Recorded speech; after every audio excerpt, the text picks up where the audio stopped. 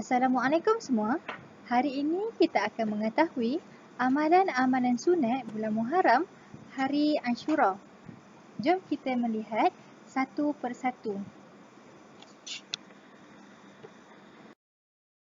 Bulan Muharram ialah bulan pertama perkiraan tahun Hijrah. Maknanya tahun baru buat umat Islam. Maka azam tahun baru kita pasang niat. Kita mulai dengan berpuasa pada 9 dan 10 Muharram. Sebagai permulaan amalan-amalan sunnah yang lain seperti solat malam, solat sunat pada siang hari, membaca Al-Quran, berzikir dan berselawat. Eratkan silaturahim dan bersedekah. Yang pertama, puasa taksua. Apa itu puasa taksua? Para ulama menyebutkan bahawa hikmah disunatkan berpuasa pada hari taksua iaitu 9 Muharram itu adalah untuk pertama, menyalahi atau membezakan amalan orang-orang Yahudi yang hanya berpuasa pada hari Ashura pada 10 Muharram sahaja. Yang kedua, bagi maksud berhati-hati berpuasa pada hari Ashura kerana kemungkinan berlaku kesilapan, kekurangan dalam pengiraan anak bulan. Ketiga, maka dengan itu, hari ke-9 Muharram itu dalam pengiraan adalah hari ke-10 Muharram yang sebenarnya. Yang kedua adalah berpuasa pada hari Ashura. Apakah niat puasa hari Ashura? Jom kita sama-sama membaca niat puasa Ashura. Nawaitu sauma Ashura'a sunnatan lillahi ta'ala. Lagi sekali. Nawaitu sauma Ashura'a sunnatan lillahi ta'ala. Maksudnya, aku berniat puasa sunat Ashura esok hari kerana Allah Ta'ala.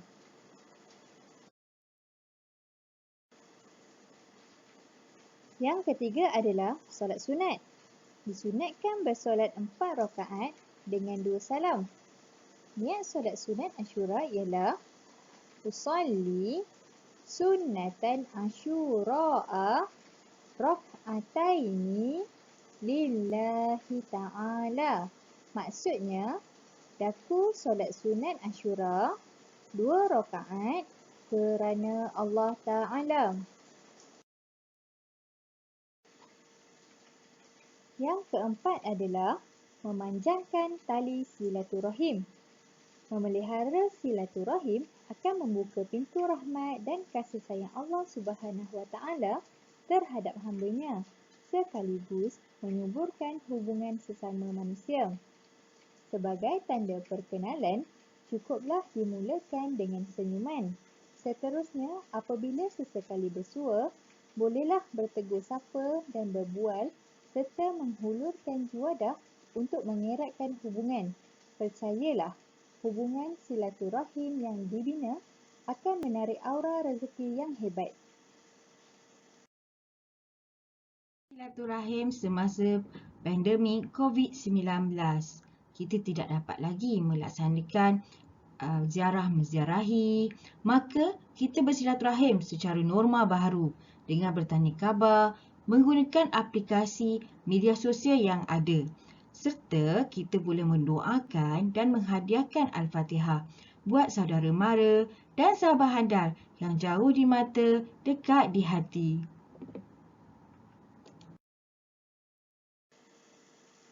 Melapangkan dan meluangkan masa bersama keluarga.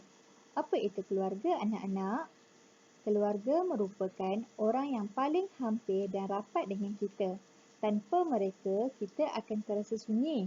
Terdapat pelbagai aktiviti yang dapat dilakukan bersama keluarga seperti solat berjemaah dan berpuasa sunat.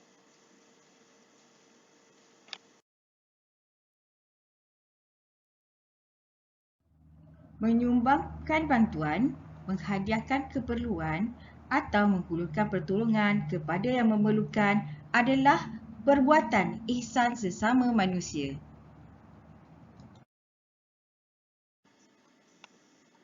Yang kelima adalah memperbanyakkan bersedekah. Amalan bersedekah sangat berkait rapat dengan iman seseorang Muslim. Setiap sedekah yang diterima di sisi Allah Subhanahu Wa Taala, dia akan balas dengan membayarnya di dunia lagi. Itu janji Allah Subhanahu Wa Taala dalam Al-Quran, iaitu Bismillahirrahmanirrahim. Mathalul ladzina yunfiquna amwalahum fi sabilillah kamathali habbatin ambatat sab'a sanabila fi kulli sumbulatin mi'atu habbah wallahu yudha'ifu liman yasha' wallahu wasi'un alim. Shadaqallahul azim. Maksudnya, bandingan orang-orang yang membelanjakan hartanya pada jalan Allah ialah sama seperti benih yang tumbuh menerbitkan 7 tangkai. Tiap-tiap tangkai itu pula mengandungi 100 biji. Dan Allah akan melipat gandakan pahala bagi sesiapa yang dikehendakinya. Dan Allah maha luas kurniaannya, lagi meliputi ilmu pengetahuannya. Surah Al-Baqarah ayat 261.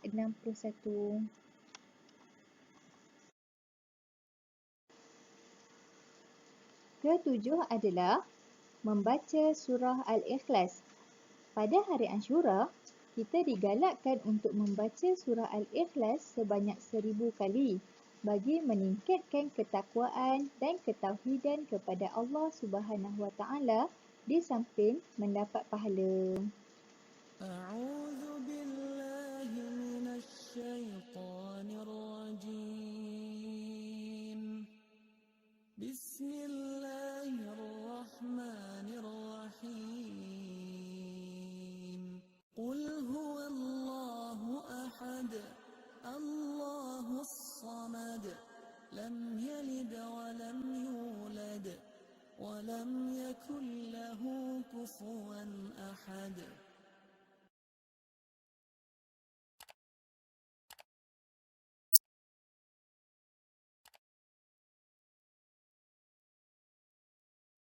Digalakkan juga kita berzikir Hasbunallah wa ni'mal wakil dan berbanyakkan berselawat Allahumma salli ala Sayyidina Muhammad serta membaca ayat kursi.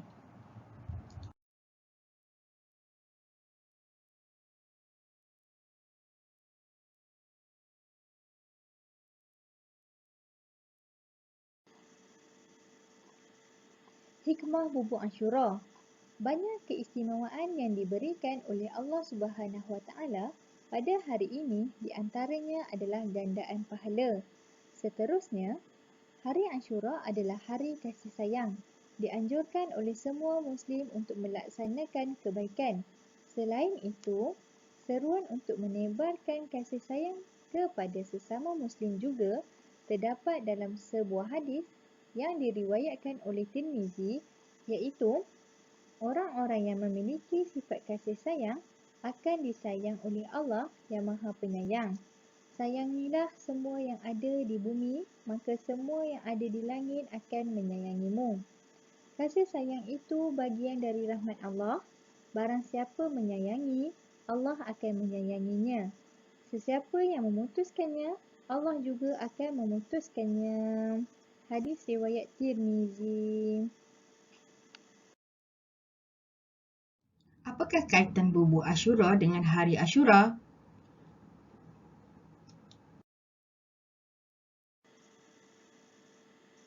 Ke-8 adalah sejarah bubuk Ashura. Sejarah bubuk ini adalah untuk memperingati hari Nabi Nuh AS selamat mendarat setelah 40 hari mengharungi banjir besar yang melanda dunia pada ketika itu. Diceritakan bahawa ketika mana bahtera Nabi Nuh AS berlabuh di Bukit Judi pada hari Ashura, sesampainya di daratan, Nabi Nuh AS bertanya kepada umatnya, Masih adakah bekalan pelayaran yang tinggal untuk dimakan? Kemudian mereka menjawab, ada ya Nabi. Berkatalah baginda kepada pengikutnya, himpunkan apa yang kamu miliki daripada makanan yang lebih-lebih. Maka dibawalah 1 genggam daripada kacang bakila, iaitu kacang pui, dan 1 genggam kacang adas, ba'rus, hitah dan tepung sehingga menjadi 7 bagai biji-bijian yang dimasak. Maka berkatalah Nabi Nuh AS, masaklah sekaliannya kerana kamu sudah mendapat kesenangan sekarang. Maka terciptalah satu santapan yang lazat, iaitu bubur Ashura. Kemudian, Nabi Nuh AS memerintahkan untuk diagih-agihkan kepada semua yang ada. Berdasarkan kepada kisah inilah kita mengenali bubur Ashura, iaitu bubur yang dibuat untuk menghormati hari Ashura yang diterjemahkan menjadi bubur untuk kesejahteraan. Bubur Ashura merupakan perlambangan rasa syukur manusia atas keselamatan yang selama ini diberikan oleh Allah Subhanahu Wa Taala. Tahukah anda bubur yang terkenal di Malaysia? Perlambangan bubur lambuk di Malaysia. Sejak zaman pemerintahan British, bubur lambuk Masjid Jamek Kampung Baru memang diakui paling popular di negara ini. Berdasarkan sejarah, resepi bubur lambuk Kampung Baru dicipta seorang lelaki yang dikenali dengan nama Said Beng. Rempah ratus yang digunakan untuk memasak bubur itu dikekalkan sehingga hari ini sejak ia diperkenalkan pada akhir 1950-an. Sebelum meninggal dunia, Said Beng menurunkan kepakaran memasak kepada imam masjid ketika itu, Muhammad Tahir Jaafar. Allahyarham turut memberi amanah agar bubur lambuk yang dikekalkan sebagai juadah berbuka puasa diagihkan secara percuma kepada orang ramai.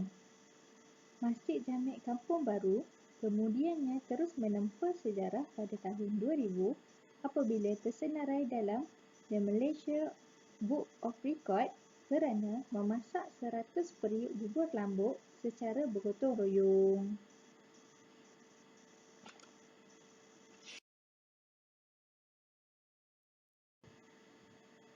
Pembuatan bubur lambuk.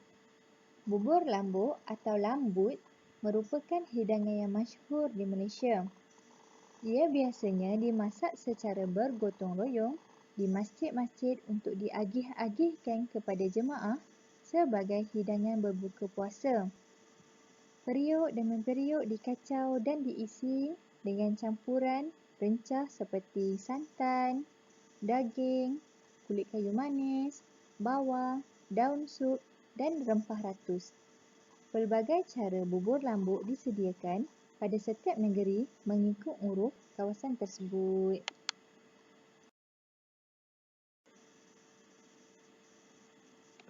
Itu adalah amalan-amalan yang boleh diterapkan pada hari Ashura. Selamat beramal semua. Sekian, Assalamualaikum warahmatullahi wabarakatuh. Terima kasih kerana anda telah like, share dan subscribe serta tekan tombol loceng. Bye, jumpa lagi di video akan datang.